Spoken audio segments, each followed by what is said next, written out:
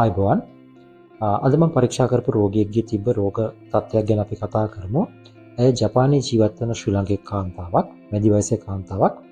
ඇය ලංකාවට නිවාඩුවකට ආපු වෙලාව තමයි මට ප්‍රතිකාර ගන්න යොමු වුණේ. ඇගේ පවුලේ අය කියපු විදිහට පහුගිය අවුරුද්දක කාල සීමාවක් තුළ ඇය භාවනා සඳහා යොමු වෙලා තියෙනවා. මේ සඳහා ලංකාවේ ඉන්න ඍෂි කෙනෙක් කියා ගන්න පුද්ගලයෙක්ගෙන් ඇය ගුරුහරුකම් ලබාගෙන තියෙනවා. සහ මේ භාවනා කිරීමත් එක්ක ඇය මුලින්ම සියලුම මේ මාංශ ආහාර ගන්න එක වල නතර කරලා එළවලු විතරක් කන්න පටන් අරගෙන තියෙනවා.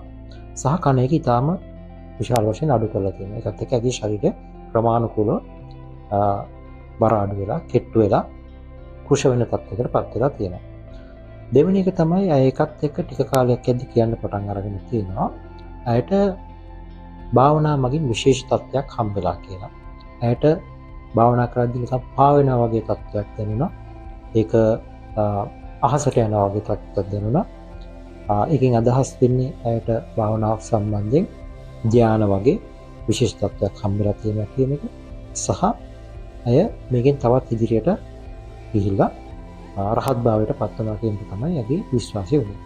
ඉතින් මේකත් එක්ක ඇය පවුලේ අයත් එක්ක තියෙන සම්බන්ධකම් ටික ටික අඩු කරලා පවුලේ අය ප්‍රතික්ෂේප කරන මට්ටමකට ඇවිල්ලා තිබුණා. ඒ වගේම ඇය නිවසේ කරන දිනදා කාර්යභාරය සියල්ල අතපසු වෙන තත්යකට ඇවිල්ලා ළමංගේ ක්‍රියාකාරකම් පවා නිග්ලෙක්ට් වෙන තත්යකට මගහැරෙන තත්යකට ඇවිල්ලා තිබුණා. ඒකත් එක්ක මම කියන්න පටන් අරන් තිබ්බා ඒ භාවනා කරන්න උගන්වන ඍෂිවරයා ඇය ගැන හැමතිස්සෙම විමසිලිමත්ව ඉන්නවා. ඇය ගැන ඒ ඍෂිවරයාට පේනවා කියලා. ඒ කියන්නේ ඇය බාත්රූම් එකට ගියත් ඒ ඍෂිවරයා දිහා බලන් ඉන්නවා කියන තත්ත්වයක වගේ තත්ත්වයක් ඇය කියන්න පටන් ගන්න තිබ්බා. ඉතින් මේකත් එක්ක ඇය එක්තරා මට්ටමක පීඩනයකට පත් වෙලා තිබ්බා. මොකද හැමතිස්සෙම ඇය දිහා බලාගෙන ඉන්නවා කියලා ඇය ඊටාම තදින් විශ්වාස කරන්න පටන් ගැනීම නිසා.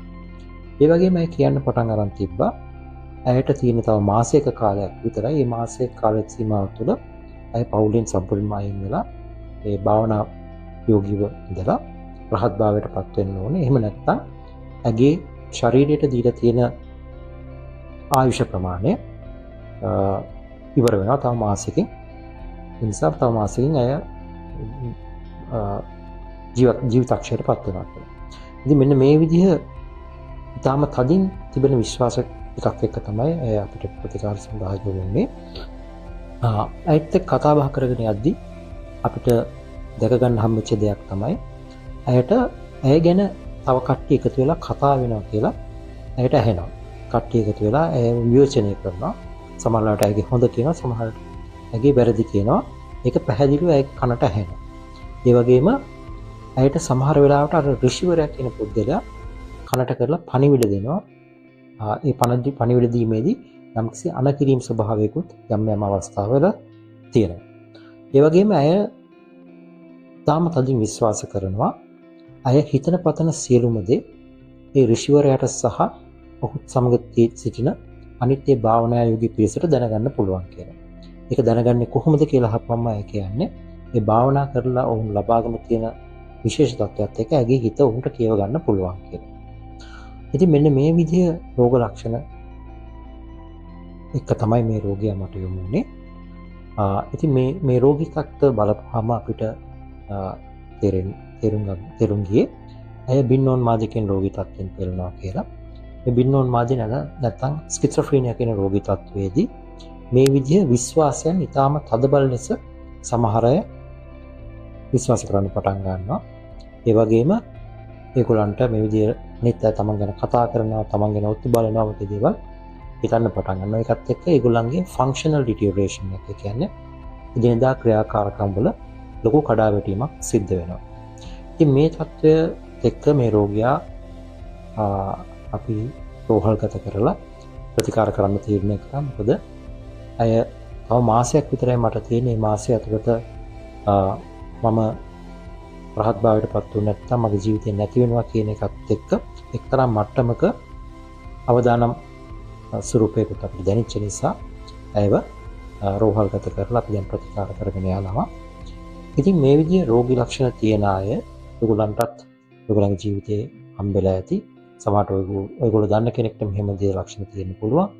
එහෙම තියෙනවා නම් ඒ විදිහේ පුද්ගලයන් ළඟම තියෙන මානසික රෝහලේ ළඟම තියෙන රෝහලේ මනෝවෛද්‍යවරයා වෙතට යොමු කරන්න. මොකද මේ විදිහේ රෝගී තත්ත්වවලට ඖෂධ ප්‍රතිකාර සහ චිකිත්සක ප්‍රතිකාර තියෙනවා. ඒ ඖෂධ ප්‍රතිකාර වලින් ඉතාම සාර්ථක මේ රෝගය පාලනය කරගන්න පුළුවන් මූලිකම අවස්ථාවේ අඳුරගත්තොත්. මේ විදිහේ රෝගවල තියෙන අනිත් වැදගත්කම තමයි එම රෝගය ප්‍රතිකාර ලබා ගන්න නැතුව තියෙන කාල සීමාව වැඩි වෙන්න රෝගයත් උත්සන්න වෙනවා. සහ රෝගියාගේ ක්‍රියාකාරීත්වය කියන්නේ ෆන්ක්ෂනල් ලෙවල් එක එන්න පල්ලෙහාට යනවා. සහ ඖෂධ වලට රෝගයේ ඊට පස්සේ ප්‍රතිචාර දක්වන එකත් එන්න අඩු වෙනවා. ඉතින් මේ විදිහේ ලක්ෂණ තියෙන කෙනෙක් මූලිකම අවස්ථාවේ අඳුරගෙන අපිට ප්‍රතිකාර කරන්න පුළුවන් නම් ඔහුගේ අවුට්කම් එක නැත්තම් ප්‍රතිඵල ඊටාම හොඳ මට්ටමක තියාගන්න පුළුවන්. සුවීම ඊටාම හොඳ මට්ටමක තියාගන්න පුළුවන්. ඉතින් ඔබ දන්න යම් කෙනෙකුට මේ විදිහේ ලක්ෂණ තියෙනවා නම් ඔහු වහාම ප්‍රතිකාර සඳහා යොමු කරන්න. බොහොම